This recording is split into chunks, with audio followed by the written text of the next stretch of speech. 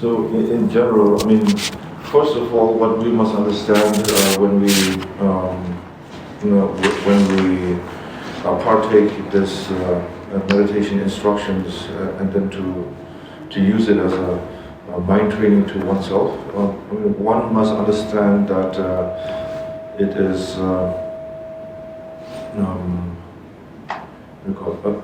is to see whether it is more rewarding or more beneficial or more more satisfying to think selfishly or selflessly, basically. Meaning that to see which one is more rewarding. Basically, like last time, the example was the white stones and then the black color stones, the two different stones. So, if you feel that it is more rewarding to think of to make yourself the priority and then to keep others aside. So whether you're seeking for pleasures or happiness or anything, basically, everything that we do in our daily lives. So if you think that is more rewarding, then as a mind practice, we try to. I mean, this is for us to try to get familiar with the practice. So the method is that we, in the beginning, we just try to weigh the two. Making the self the first priority, or to make others the priority, and then to basically do whatever in our capacity to help. When I say help, it just doesn't mean from the physical action. It can also mean from just by a simple nice gesture, a simple thought, a simple good thought towards others, and also speech. So basically from your body, speech and mind, whatever positivity that you can send out. Yes, so these are the two. So first of all, when we partake this practice, the first thing is that we should realize by practicing, by analyzing this too, to find out for yourself that which one is more rewarding, and then which one will make you more happier, basically. So last time the example was given that a practitioner in the past used to put two color stones, one white stones and one black stones. And then whenever he thought that it was a good point that for himself to make himself the priority, and then he kept one black stone. And then if he and then for the others is the white stones. So in the beginning he piled up a lot of black stones. And then when he kept on practicing, then eventually all the black stones became white. So there was no longer black stones, meaning that he himself, through that method, that simple method, realized that to be helping others, like I said that time, helping others from your body, speech and mind, whatever, from our capacity, whatever it is. Even if you are a child or an adult, it doesn't really matter. Yes.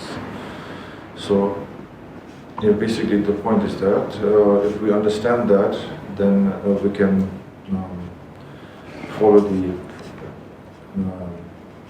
practices, the further instructions as well. Yes, and then the actual practice is to exchange one's happiness with others' so basically sufferings. And then also we should also realize that it is because the help of others, because others we are able to do this method, to use this method. So in that way, we should also show gratitude towards others as well, because of them we are able to use this method as an example, as a method basically.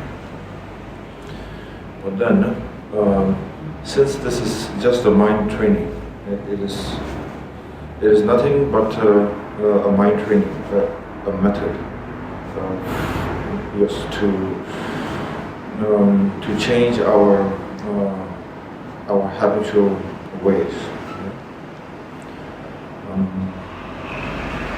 Yes, so that when we do this practice, we should not have any kind of doubts because many people have said that when they do this practice they feel uncomfortable because you are taking in all the sufferings of other people, and then it seems a little bit strange. It's a little bit, what do you call it, unfamiliar to adapt to the mind, because some people think that it creates more suffering to themselves. I mean, they're carrying all the burden of other people. But like I said, this is only a mind training method. Whatever you are giving or whatever you are taking onto yourself, it's got nothing to do with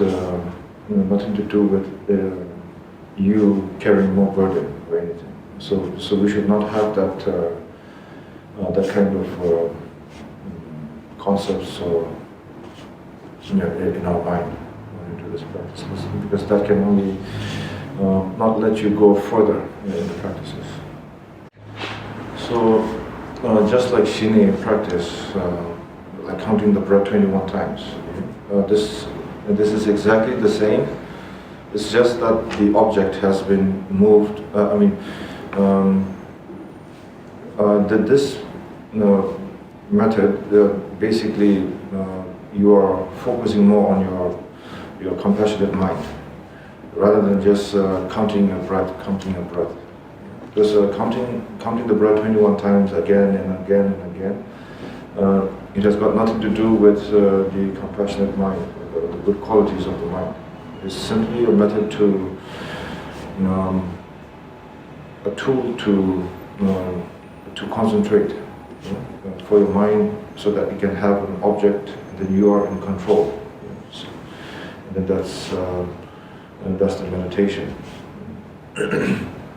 But in this one,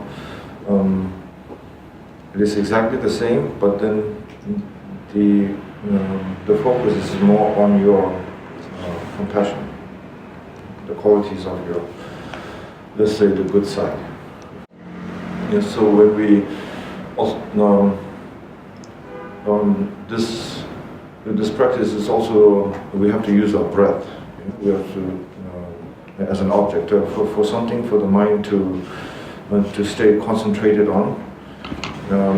Yes, but then the quality of the mind is now more, we're using the bodhicitta mind, more compassion. So when we breathe, inhale and exhale, we breathe normally, and then we can also visualize a light going in and then a light going out. Some say we breathe in white light, a white beam of light, and then a black beam of light. And when we exhale, then we send out a white light. But the light is again just is not important. You can either use it if you feel that it's better, then you can use it. If you feel then it's okay not to use it as well. Basically, when you breathe in, you take in all the sufferings of others. And then the first, I think, is you send out.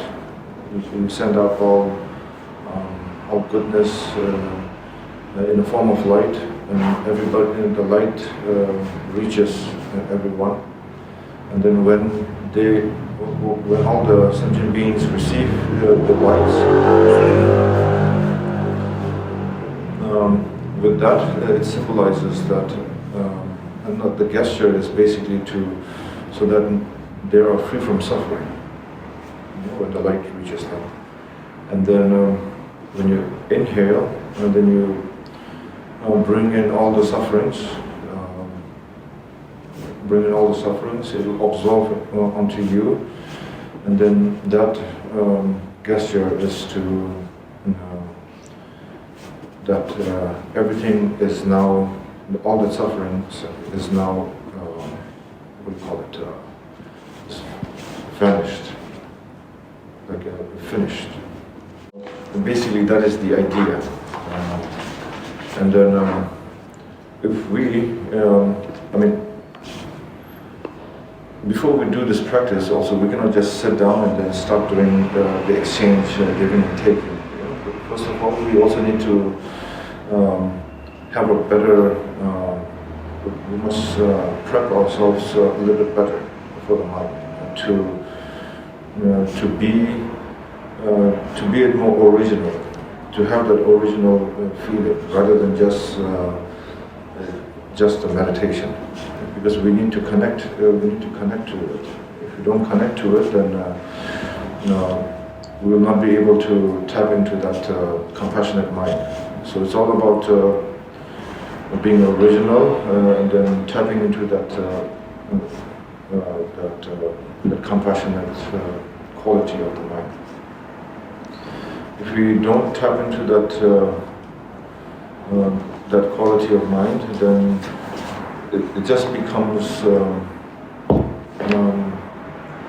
that the essence is not there.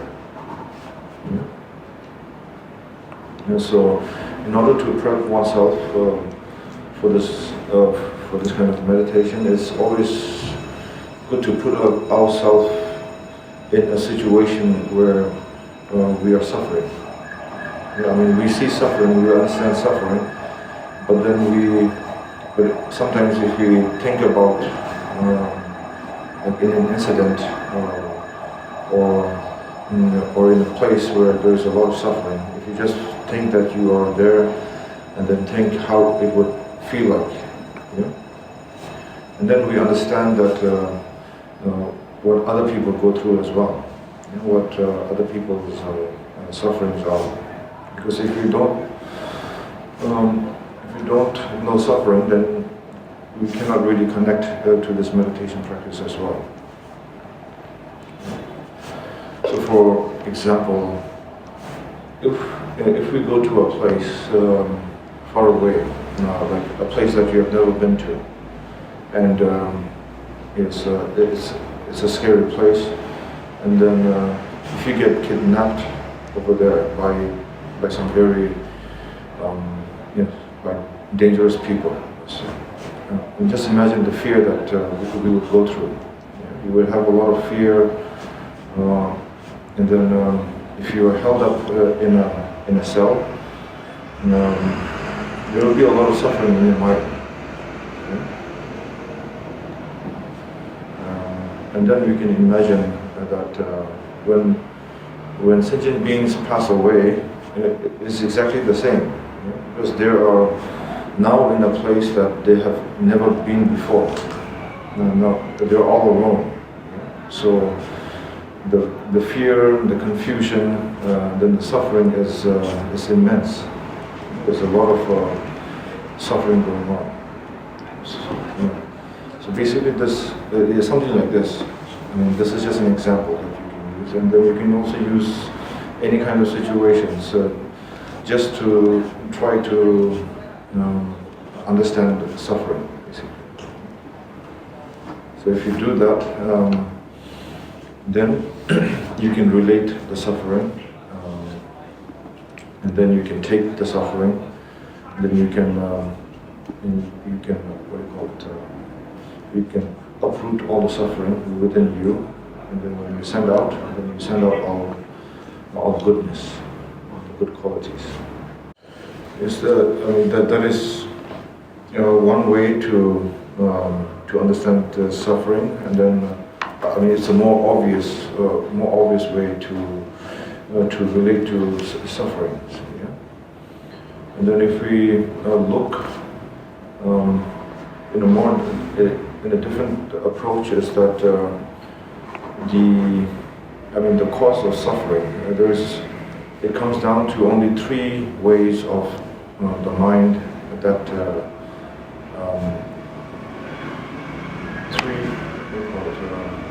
basically three ways. Basically, it's the mind that is it perceives. Yeah? We have the mind, and then we have all of the things that is around the mind, like the outer, we call it materials, or any kind of materials, things, the nature, the things in the nature as well. Basically, all the phenomena, all things that exist. So there is the mind, and then there is that, let's just call it object. And then how the mind perceives is that either you like it, or you don't like it, or there is a very neutral. You have no. You're neutral to it. So if you like it, then that means you're attached to it, like to a certain object, be it a flower, or be it anything else, technology or whatever. And that is the link. That is the first link. Then if you don't like it, then there's again a negative. There is a negative impact.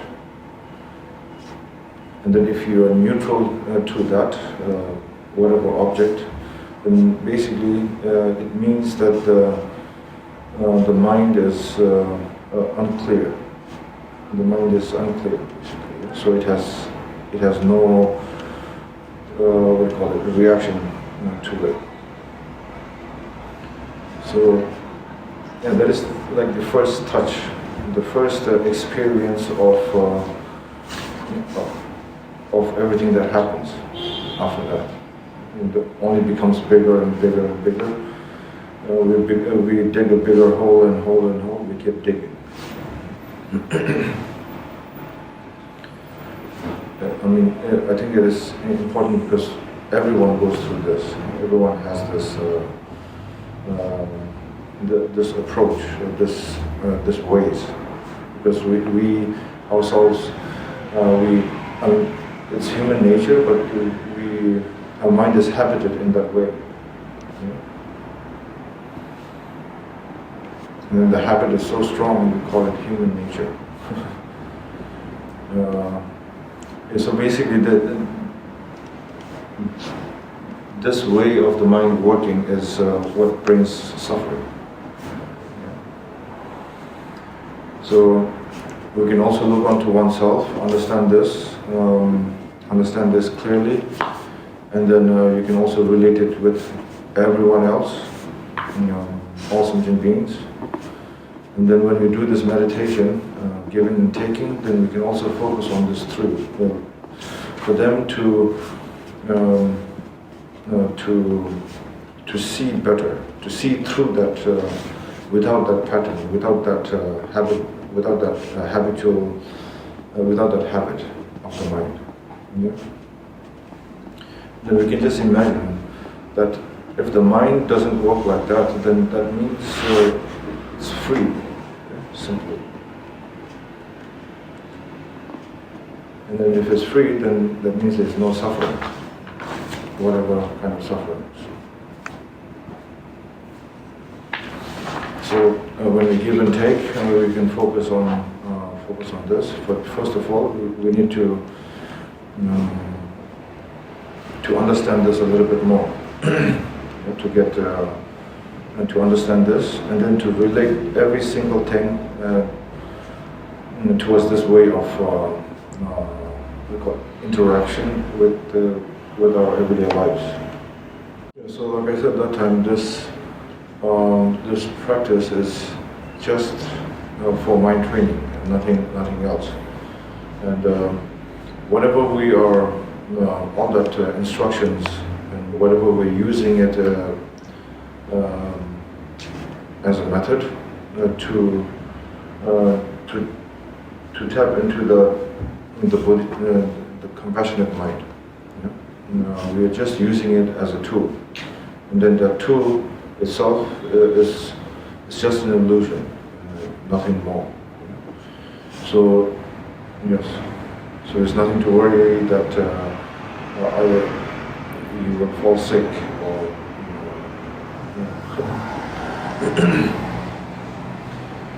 And well, I think basically this is the instruction. And also when we do this practice, it is said that, especially in the beginning, that we should not try to drag it, or we should not try to do it for basically for a long time, for a long period of time. So we should start slowly. It is said that if we try to drag the meditation for longer and longer period of time, especially in the beginning, because we're not familiar, we're not used to the idea, basically, with the method, and then the mind sometimes can take it in a different way without us realizing, maybe, and then since this practice has got to do with suffering and happiness, and you are receiving all the suffering, it can change. Yeah? So we have to kind of take it very, not drag it, basically. So do it in short periods of time, and then slowly, when you feel confident, and when you are fully confident that this is just a mind training, that whatever you are, or whatever the instructions that you are doing is it's just like breathing. And when we breathe, we don't need to tell us to breathe and tell ourselves to breathe. So it just happens naturally. So yeah, if while doing that meditation, if it can become like that, then you can do it as long as you can. But then, when you do that meditation, and then sometimes when something, the focus shifts to a different thing, a different object or whatever, we should realize it. Yeah? I mean, we did this in the Lojong practice. So whatever comes, we should try to realize it, and then just keep it aside, and then try to keep doing the meditation, to keep continuing. And so during this time also, any kind of thought, positive or negative, comes up to the mind, we should recognize it. We should recognize it and not follow that thought, be it positive or negative. Not follow the thought. To realize it is important, and then to simply again follow whatever you're doing, to shift the focus. Because this time is we don't have to count. We don't have to count our breath. And then we're simply focusing on the good quality of mind. So we are basically trying to ignite that. So it's like if you make a fire, then you keep putting sticks or woods on the fire to make it go bigger and bigger and bigger. So just like that, once the compassionate, the good quality mind is ignited, and then you try to feed woods, basically put woods in the fire and then to make it make it bigger, and then to maintain that fire. During the meditation, we try to meditate like this, and then in the post-meditation, when we go on with our everyday lives, we have to be a little bit of, we have to use that awareness from what we, from whatever you have meditated upon, so that we can be more aware, the mind is also more clear, and then you can try to pay attention to the very small details that goes on in life, and then also to really to look at it with a clear mind, clear and calm mind. And then yes, if we do that, then the meditation helps with the post-meditation, and then likewise the post-meditation. Again, when we meditate, it will only make it better again. It's like the same effect, both. And then that's how we get more experience as well. And then there's one part here where the meditation postures, but I think everyone is familiar with the meditation postures. You're familiar with the meditation postures? Okay. Basically, it is what you see. When you see people meditating, basically they sit down, or they have their palms like this, or you keep your hands like this, with a straight back, and then the chin slightly tucked in, with your head straight. Your jaws and your tongue should be resting as natural, with no tension. And then same with your eyes, you look down like 2 feet away. Just like this. And then there's always this question that should I close my eyes or should I open my eyes? But I think in this book it says you should definitely open your eyes. And closing your eyes is maybe a bad habit. When we meditate, because if you close your eyes, then when you start to feel drowsy, then you fall asleep. Yes. So it's always to open your eyes, but not widely, just slightly. Maybe look down.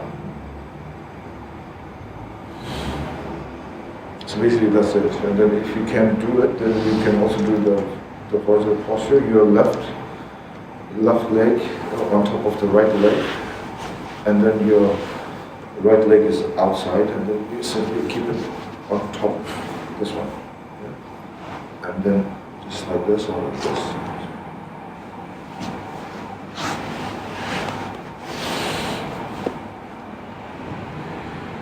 And yes. This practice, it has got to do with others, and then we are trying to generate our own, basically try to recognize oneself,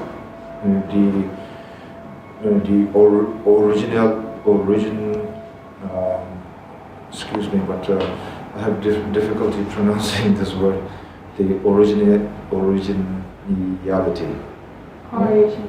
Originality, okay.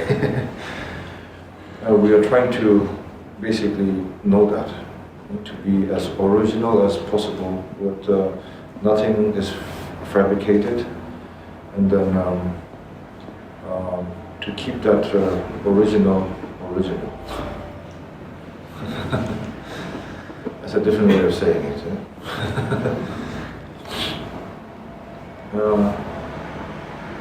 Yes, so in order to do that, in order to keep it original, we cannot, I've said this before also, we cannot relate to all sentient beings. We cannot relate to all sentient beings, and we have no relationship or whatsoever, so it will be difficult to have that connection. So it's always best to include your families your families, your friends, and anyone that is near and dear to you. So once we do that, and we try to see the sufferings of all of us together, in this world, then we can, then they can, the quality of mind can be ignited. Whereas if we try to include all sentient beings, then you cannot. I mean, if you can, it is the best. But if you cannot, then you simply cannot. So that is. So the first thing when we try to do this meditation is try to for the preparation to first of all to include all your the circle of people that you have. It can be 10 people, it can be more than that, or it can be less than that. It doesn't really matter. And then, from once you have a good connection there, then you can start to think about the sufferings. I mean, they can be obvious, the most obvious sufferings, like I said that time, the example that I gave, or it can be the subtle sufferings that all sentient beings go through. Like without knowing that the mind habited itself in such a way that we don't realize that it creates suffering to oneself. In fact, we believe that is happiness. So in a way, I mean, once we realize this, there is your compassion. It kind of touches your compassion, the quality of mind. So you try to, so you prepare your mind in that manner, and then when you give and take, then you can exchange it confidently. When you give, you want to help with good intentions, with no exceptions. Then when you take in all the sufferings, then you take it gladly. You take it gladly, and then you filter it out, all the sufferings. So this method is, like I said, it's just a mind training. It is training your mind because we have habited the mind is habited in that way. So what we're simply trying to do is to make a new habit in the mind, which will, and that's why we need, in the post-meditation, we need to have a little bit of awareness,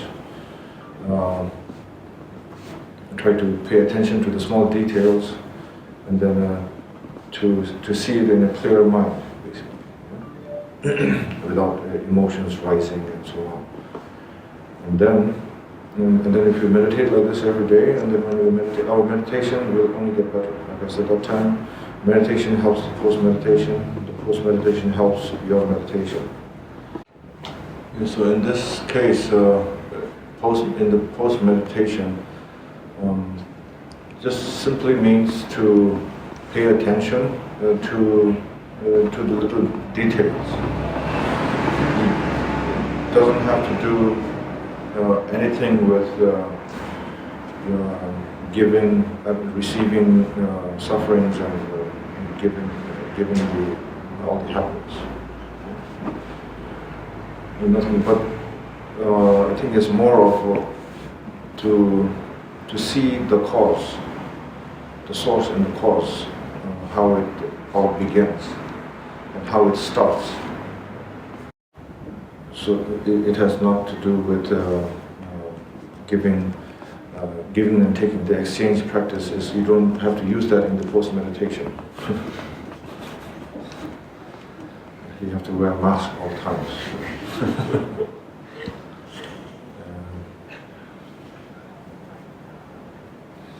Yes, I think that's